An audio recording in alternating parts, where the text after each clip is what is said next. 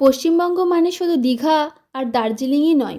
আজ আপনাদের নিয়ে চলেছি এমন এক জায়গায় যেটা এখনও অনেকের কাছেই অজানা। বামনি জলপ্রপাত। এই জলপ্রপাতটি অবস্থিত পশ্চিমবঙ্গের পুরুলিয়া এবং বাঁকুড়া সংলগ্ন পাহাড়ি ও জঙ্গল ঘেরা অঞ্চলে। এই এলাকাটি মূলত ছোট পাহাড়, শাল ও পলাশের জঙ্গল এবং পাথরের নদী খাদ দিয়ে তৈরি। বর্ষাকালে পাহাড়ি ঝোড়া থেকেই এই জলপ্রপাতের সৃষ্টি। বামনি বা বামনি জলপ্রপাত খুব একটা উঁচু না হলেও এর প্রাকৃতিক গঠন কিন্তু অসাধারণ।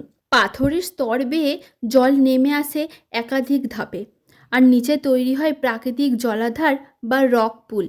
বর্ষার সময় জলপ্রপাত সবচেয়ে বেশি থাকে এবং শীতের সময় ঝর্ণাটি তুলনামূলকভাবে শান্ত হয়ে যায়। অর্থাৎ বলতে পারেন জুলাই থেকে অক্টোবর মাস পর্যন্ত এই জলপ্রপাতটি দেখার সেরা সময়।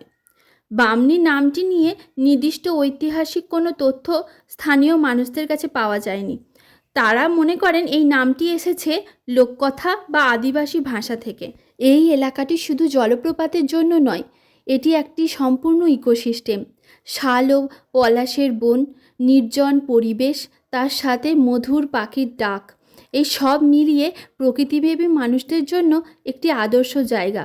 ভিড়ের বাইরে নীরব প্রকৃতির মাঝে কিছুটা সময় কাটাতে চাইলে বামনি ফলস হতে পারে আপনার পরবর্তী গন্তব্য। প্রকৃতিকে ভালোবাসুন, প্রকৃতিকে রক্ষা করার চেষ্টা করুন।